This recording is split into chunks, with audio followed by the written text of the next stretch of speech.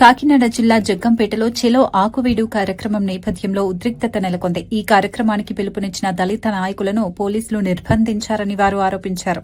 జగ్గంపేట దళిత క్రైస్తవుల ఐక్య వేదిక నాయకుడు జాన్ వెస్లీ మాట్లాడుతూ ఉదయం 7 గంటల నుంచి 10 గంటల వరకు తమను బంధించారని చెప్పారు. అయితే ఎన్ని అడ్డంకులు వచ్చినా ఆకువీడు వెళ్లడం ఖాయమని హెచ్చరించారు.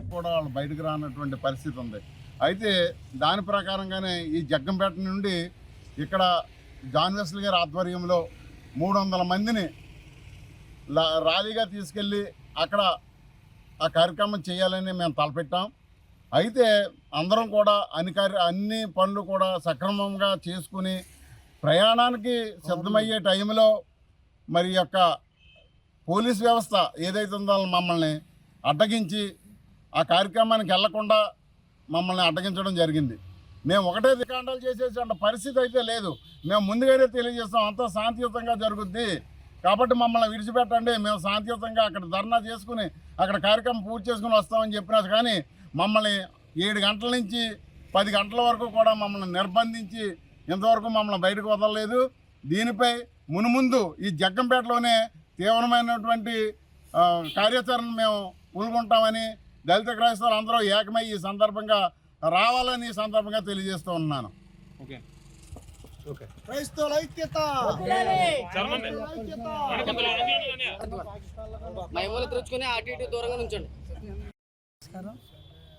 ఈరోజు చూసుకున్నట్లయితే దళిత క్రైస్తవుల పరిస్థితి ఎలా ఉందంటే ముందుకు మూత ముడ్డుకు తాటేకనే పరిస్థితి మళ్ళీ రన్ అవుతూ ఉంది ఈనాడు దళిత క్రైస్తవులకి.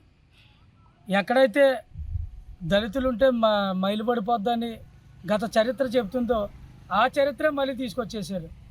ఎందుకంటే ఈనాడు రఘురామకృష్ణరాజు గారిని చూస్తే ఆయన ఒక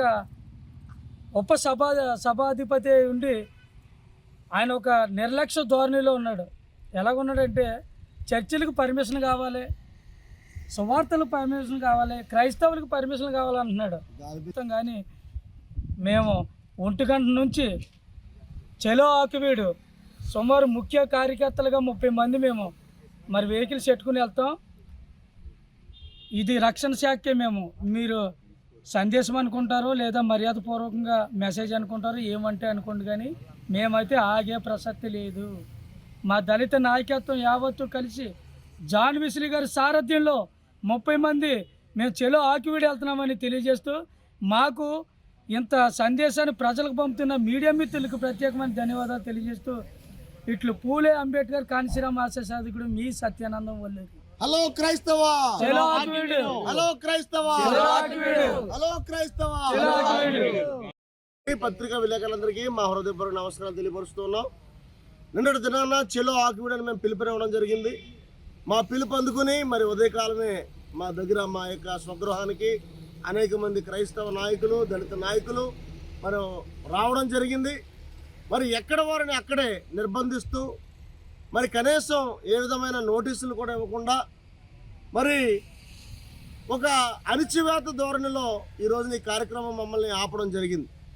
మేము మాట్లాడుతూ ఉన్నాం, ఈ రోజున మమ్మల్ని అణిచివేస్తే అక్కడ జరుగుతున్నటువంటి దాడులు ఆగిపోతాయా? అక్కడ ఉన్నటువంటి మా యొక్క దళిత క్రైస్తవుల యొక్క మనోభావాలను మీరు ఎలా గౌరవిస్తారు? ఈ రోజున అక్కడ న్యాయం చేయకుండా న్యాయం కోసం అరుస్తున్నటువంటి మా గొంతులను నొక్కుతూ మమ్మల్ని ఎల్లనివ్వకుండా మరి ఎంతసేపు కూడా మరి నిర్బంధించడం జరిగింది. ఈ రోజున మా నాయకులు జుత్తుకు నాగేశ్వరరావు గారు కానీ, వల్లూరు సత్యానందం గారు కానీ మరి మేము భయభ్రాంతులకు గురై ఇప్పుడు మేము బయటకు వచ్చాం. ఇప్పటి వరకు మమ్మల్ని ఎక్కడికి కదలనివ్వకుండా మమ్మల్ని బయటకు పంపించారు. ఇప్పుడే మేము బయటకు వచ్చిన తర్వాత ఈ రీతిగా ప్రెస్ మీట్ పెడుతూ ఉన్నాం. అసలు ఈ రోజున ఏం జరుగుతుంది ఆంధ్రప్రదేశ్ రాష్ట్రంలో? అందరికీ కూడా ఒక చక్కటి స్వేచ్ఛాకరమైన వాతావరణంలో జీవించవలసినటువంటి మన ఆంధ్రప్రదేశ్ రాష్ట్రంలో ఉన్నటువంటి ప్రజలందరూ కూడా చక్కగా అక్కడి నుంచి మా సోదరులు మాట్లాడడం జరిగింది.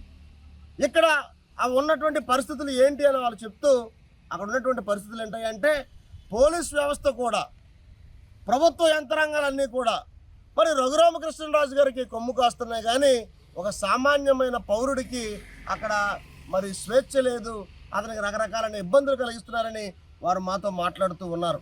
వారు బాధపడుతూ ఉన్నారు.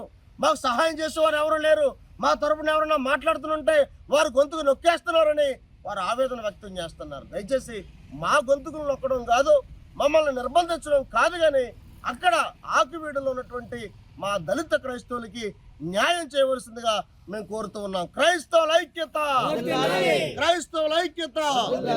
మా ప్రోగ్రామ్ కోఆర్డినేటర్ గారు వల్లూరు సత్యానందం గారు కూడా వారు మాట్లాడతారు.